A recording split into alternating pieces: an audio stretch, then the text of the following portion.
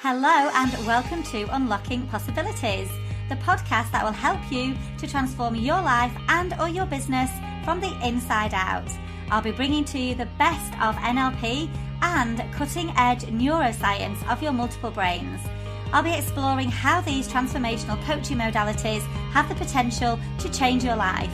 And if you're interested in training to coach others in NLP or MBIT, then listen out for more information about my training courses and how you can become an accredited NLP and MBIT coach.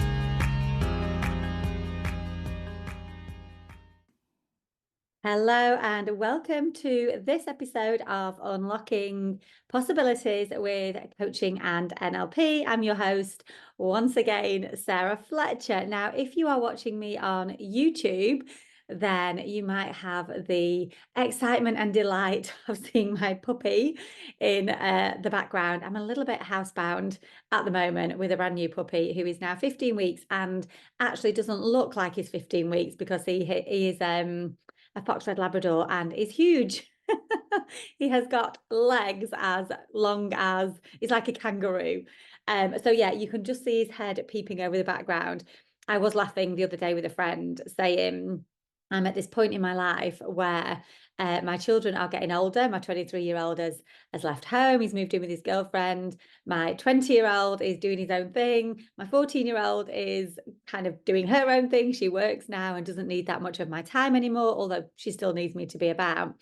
So just as me and my husband have created more space in our lives, what do? We get a puppy. I wonder what we are manifesting there, which is what I'm going to be talking about in a minute. So yes, the puppy is behind me. If you're listening to it on my podcast, then it's just audio, so you haven't got the visual.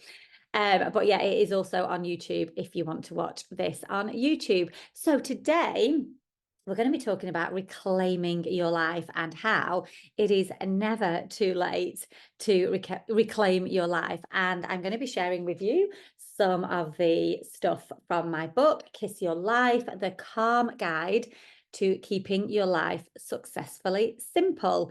And the calm means create your wonderful life, awareness to change, learning and growth, and mindset of excellence. So I divided my book into those 4 sections to bring together NLP, coaching, psychotherapy, psychology, neuroscience into different sections in my book to support you in really thinking about keeping your life successfully simple. So today we're going to talk about the beginning of the book, which is all about reclaiming your life. And we're going to be talking about how you can use your mind, your the questions that you ask yourself, your actions and decisions to really think about what you want in your life and how you can start to move towards that by taking courageous action.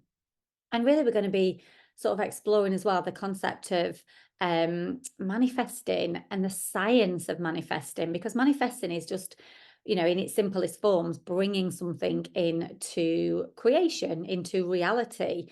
And you are manifesting every single day with your thoughts without even realizing it. Every decision that you make unconsciously or consciously is manifesting in your life in some way.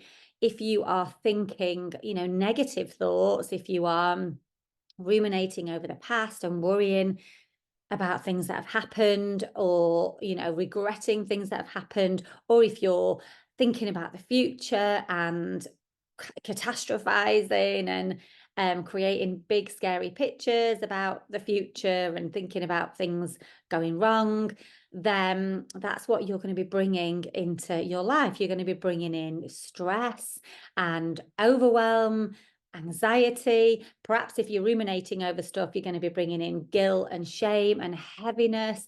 And remember, every single cell in your body is listening to those thoughts without you even realizing it. And there's a saying, when I learned my MBIT training, multiple brain integration techniques, the coaching modality that I teach, the trainer at the time said, every single cell is eavesdropping on your every word. I love that. And it's a great reminder every day to notice what our thoughts are, what we are saying to ourselves, what conversations we're having in our mind, what's our internal dialogue, because every single cell in your body is listening and responding to what you are saying. And this is how we can generate disease in our body, because the body feels in disease because of those thoughts that we're having, because of the pictures and images that we're creating, because of the questions, why do I feel stressed? Why am I anxious? Why is this happening to me? It's not fair. I wish it could be different. Every single cell is eavesdropping on your words and your language and responding accordingly in your nervous system, in your behaviors, in the way that in the choices that you make throughout the day, in the way that you react and respond to things. So I want you to really invite you to be really mindful of and aware of the conversations and the internal dialogue that you're having. So on that note, it is never too late to reclaim your life. And part one of my book is Create Your Wonderful Life. So the first section of the book is Create Your Wonderful Life. And I start off by talking about, how we can begin to reclaim your life and start to create what it is that you actually want. And I think, for many of us, we stop dreaming and we forget that there are so many possibilities for our lives because we get caught up in the day-to-day activities of life. We get caught up in the busyness and the stress of life. I'm a mum of 3, so I've had that busy life when my kids were young and I was teaching. My husband was running his building business. Every sort of day just blended into the same thing, and we can end up not being present to those opportunities that are available to us, those possibilities, because we are in the busyness of life. So reclaiming your life does require you to take a moment to pause and breathe, and be present in your mind, body, and present with what is around you and what is within your creation. So I talk about the fact that we do life from a place of our beliefs, our identity, who we think we are, what we think life should be, who we should be in our life, which has been dictated to us by our childhood. The people in our life who cared for us and looked after us, they unknowingly for them and out of our control for us, beliefs were sort of impressed upon us, and other people's fears and other people's ideas of life and other people's beliefs. So whether that be parents, carers, family members, teachers, peers, people in our life who cared for us when we were young, they impressed upon us their beliefs, their way of being in the world, their thinking of how the world should be and what you are capable of or not capable of, or what you should be. And what happens is that becomes our blueprint for life. Our beliefs, our identity are installed in those first 10 years of life. And again, unknowingly for many of us, this becomes our automatic autopilot, our automatic way of being in the world. And that creates our life. And it's only when you sort of go on a personal development journey, or you start to question things, and for many of us that's when things have got bad in life, and by bad what I mean is we might have had a mental health struggle, or there might be a physical illness, or there might have been a relationship breakdown, or perhaps you've been in a job and you've been made redundant, or often in life there's kind of pivotal points of things happening where it kind of shakes us up and wakes us up, and we go, oh, crikey, what's going on here? Things need to change. Well, the thing is, we don't need to wait to get to crisis point to reclaim our life and change things. We can be doing that on a regular basis by checking in with ourselves, doing that self-inventory, noticing how we're feeling, noticing whether our life is, whether we're living our life aligned to our values. Those the body speaks in whispers. If you're feeling anxious, or if you're feeling overwhelmed with things, or if you're feeling flat or bored or fed up with life, or niggled with things, or angry at things, or your body lets us know, and your mind lets us know when things in life are out of alignment. Unfortunately, what we often do is ignore those whispers until they're shouting very loudly. Perhaps there's then a health problem, or perhaps there's a mental health crisis, or perhaps we end up leaving a relationship, or whatever, and our body shouts even louder because it's saying, no, this isn't okay, that something needs to change, something needs to happen. So reclaiming your life requires you to get more present with yourself and more in tune with what it is that actually you want for your life, not what other people tell you that you should be doing or how you should be living your life, not from the beliefs that were installed when you were a child, oh, you're not going to be able to do this because you're not clever enough, or you haven't got the skills to do that, or, well, actually, who says? So reclaiming your life requires you to turn inwards and start to explore what your values are, what's important to you, what lights you up, what drives you, what motivates you, what inspires you. Many of us don't know what that is. It's almost like we shut off from the messages from our body, or we don't know how to. We don't know how to listen and how to tune into those intuitive knowings within us, because we've never been taught how to do it. We were taught very analytical, logical, problem solving in that way, not to really listen to the intuitions and whispers of our body intelligence. So reclaiming your life starts with getting present with yourself and becoming aware of what's important to you. Ask yourself questions like, what is important to you? What do you enjoy? What inspires you? What lights you up? And if you don't know, then start to ask yourself, well, what doesn't light you up in your life? What doesn't inspire you? What doesn't motivate you? There might be things that you're doing in your life that you think, this is not me living my best life. You might be going to a job that is soul destroying, that is boring, that is not challenging you in any way, and you're just doing it to get through the motions, to pay the bills, and telling yourself the story, a belief, telling yourself the story, well, at least it pays the bills, or at least I've got a roof over my head, which of course is all true, and you don't have to settle for less than what you deserve. You can have, more than that, and still have the roof over your heads and pay your bills. But we tend to settle for what we believe is kind of, true for us, even though it might not be. So in the book, I talk about, reclaiming your life, and I'm just turning the page if you're listening to it on the audio, but if you're watching me on YouTube, you can see me doing this.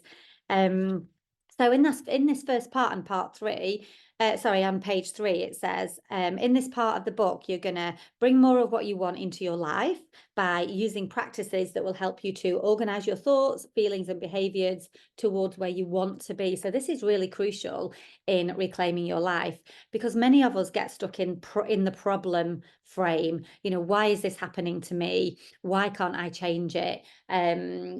It's, why do I feel stressed? Why do I feel overwhelmed? So we get stuck in that problem frame, or we might blame other people. I can't do what I want because, I've got to take care of my kids, or look after my elderly parent, or I've got this to do, I've got that to do, I've got to finish my jobs first, or whatever it is that we say, blame external things, and sort of make excuses or reasons for why we can't do things. And there's many reasons why we do that, and I'll talk about that in another podcast episode. But bringing your awareness to what you want in your life and organizing your thoughts and your feelings and then your behaviors requires you to start to get clear on what it is that you do want. So sometimes we need a contrast frame of what you don't want. So it can be okay to start with that. Well, I don't want to feel stressed. I don't want to feel overwhelmed. And then you can move into the outcome frame. Well, what do I want then? So if I don't want to be stressed, well, I want to be calm. I want to feel light. I want to feel joy.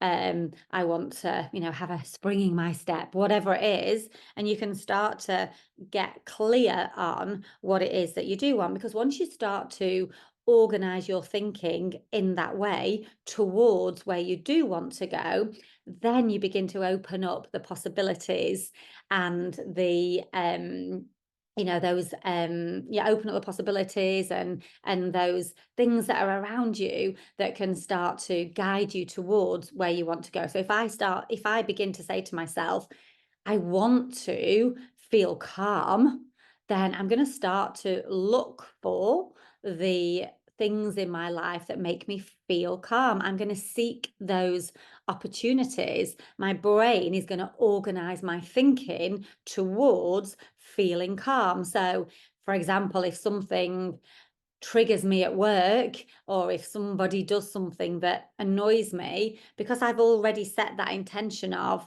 I want to be more calm, I immediately go to the place of helping myself to feel calm. So I start to say to myself, okay, that person has triggered me, but I can react to this in a way that keeps my calm and keeps me feeling good.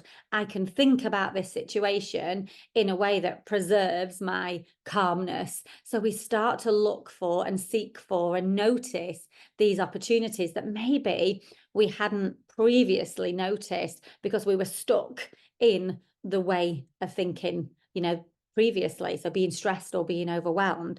So we start to organize our thoughts. We start to organize our feelings and our behaviors towards where we want to go. So that's why the first part of reclaiming your life is to get clear on what it is that you want, because then we set the brain's direction towards that. Our reticular activating system starts to filter for what it is that we do want rather than what we don't want. And remember, your brain doesn't know what's real and what's not, what's imagined and what's real. So we can create what we want. Your brain also doesn't process the negative. So I don't want to feel stressed. It just hears feel stressed. So we've got to be intentional with how you train your thinking. And it is a skill. Training your thinking takes practice. It is a skill and it takes continuous practice every single day. It's not about, deciding that you want a goal and right, let's just sit back and wait for it to happen. That isn't how life works. You've got to be intentional and proactive every single day with taking the action that's necessary, with observing those thoughts that you're experiencing, observing how you feel, observing your energy, and making sure that that is aligned with where you want to go. And when it's not, then the good news is you can change that. You can bring yourself back to that awareness. You can bring yourself back to the goal and start moving towards it. So it's about getting intentional with and clear on what it is that you want. And, it's like if you think about it in terms of you might have experienced at some point buying a new car or thinking about something that you want, and then suddenly you notice those cars, or you notice more of that thing. So I remember when I was buying my new car, I noticed a lot more minis on the road suddenly, and a lot more minis that were the same color and same make as what I wanted. And that was because I'd brought that into my awareness. My reticular activating system then was filtering in that information and noticing more of it. So your brain works exactly in exactly the same way for manifesting and creating the things that you want in your life. As soon as you set that intention, as soon as you start to think about it, you're already bringing it into creation. You're already starting the process of moving towards where you want to go. Your job then is to keep noticing it, have more presence, have more awareness. If you're caught up in stress or anxiety or overwhelm, if you're living at 100 miles an hour, you're not present to those opportunities and those possibilities. You're going to miss them because you're too busy in the rat race of life. So slow down in order to experience, a more fulfilled and joyful and brilliant life. So we're starting on this podcast with thinking about creating the life that you want and reclaiming. And the first chapter says, it's never too late to reclaim your life. So it says here, you become who you are because of your personal history. Your values and beliefs are imprinted at a very young age, often given to you by well-meaning adults who unknowingly plant in you the seeds of their fears, assumptions, beliefs, and ways of thinking about the world. So I've already said that. You have very little control over your life as a child. So you learn strategies. This is really important. You learn strategies to survive. You learn strategies to be loved and accepted.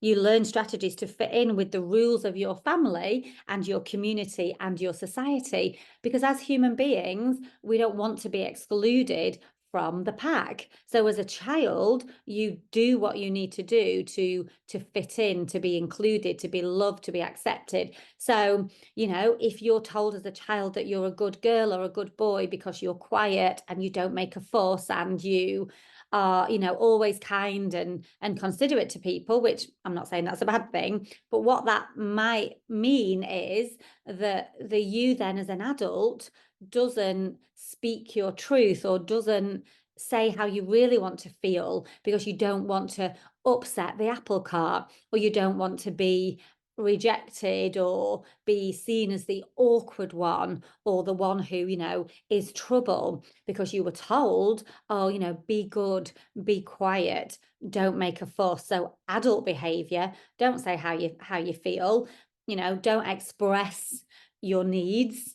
Perhaps you end up people pleasing, perhaps you end up saying yes to things that you don't really want to say yes to. Perhaps you end up giving a lot of your time to things that you don't really want to give your time to, because your belief is, this is who I am and I'm a good person, so this is what I have to do. What you might then begin to do as you go on your own personal development journey, because you might get to a point where you're exhausted, where you're resentful, where you are, your health is suffering because you're not nurturing and nourishing yourself. So this is what often happens with behavior change. We get to a point where it's no longer working for us and something has to change. So then you might start questioning and challenging some of those beliefs. Well, just because I want to care for myself, that doesn't make me a bad person. I can be a good person and nurture and nourish myself. I can say no to things, and that doesn't mean that I'm unkind or inconsiderate. So we can begin as an adult to challenge those beliefs that we've been carrying around, to challenge some of our ways of being in the world and our identity and who we are and who we want to be. So this early programming, and this is what it says in the first chapter, this early programming can be a positive influence as well. You might have been told that you were wonderful and brilliant and you can achieve anything and you can do anything. And actually that can sometimes have its difficulties as well, because then we might become a perfectionist and struggle with failure. And, so it can be interpreted in different ways.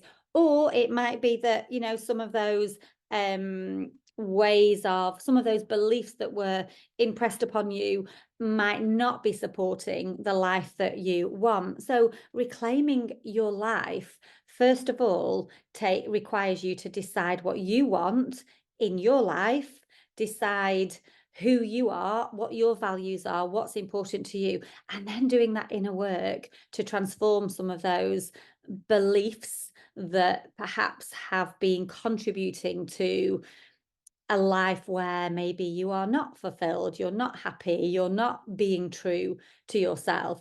And, this isn't about it being a negative thing. This is about us taking that time to dig deep and understand ourselves better and get more awareness around who we are and who we want to be. There's also, I'll talk more about this further on, but at this point as well, there's also some work around forgiveness for yourself, forgiveness for the people maybe in your life who had put their sort of beliefs on you, or and perhaps limited some of your growth.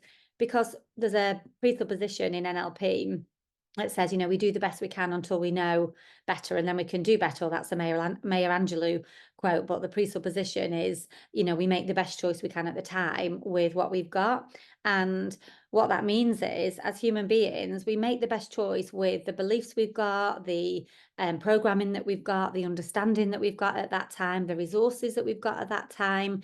And when we know better, when we've maybe done some of this work and we've done some self-discovery and some exploration, we then realize that there's more, there's always more. So we can make other choices. We can make choices that are more in alignment with who we want to be. And that forgiveness is around forgiving ourselves for not knowing what we didn't know, because how can we know what we don't know?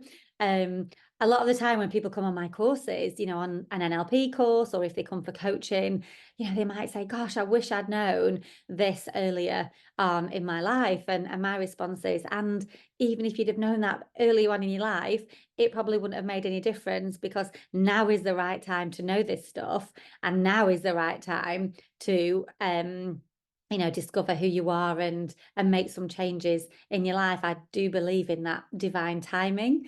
So yeah, it's really important as well to do that work for yourself around forgiving yourself for what you didn't know, and others as well. But we will talk about that later. So this podcast episode is about reclaiming your life from a place of deciding consciously and intentionally what it is that you want in your life, setting the direction of your life in alignment with your values, who you are, and being courageous enough and brave enough to go inside and say, what do I want? What is important to me? What do I want to change? And also, what don't I want to change? And start that process of really opening up those possibilities of bringing in more of that into your life. So over these next episodes, I'm going to be sharing more of my book with you. So for today, I invite you to go away from here, maybe get a little bit of a journal, write some stuff down. What do you really want in your life? If anything was possible for you, what would you want to have happen? What do you enjoy about your life now, and what could be even better? So it's not about starting from a place of lack, or a place of scarcity, or a place of not good enough, or a place of, my life's rubbish. It's starting from a place of what is going really well already, what do I love about my life already, what is having sort of gratitude, that the energy of gratitude, and what else would I like to have? What do I want to improve? What else do I want to attract in to my life? And what energy are you going to be in to attract that into your life? So enjoy that for this episode. And if you would like to sort of connect with me more, do come over and join my free Facebook group. You can sign up and watch the free NLP taster session. I've also got another session coming up in a couple of weeks, which you can sign up for, which is all about harnessing your brain and body wisdom. And that is for coaches, leaders, educators, but it's also personal development. Of course, you can get your own copy of Kiss Your Life. And yeah, I'll see you in the next episode. Take care.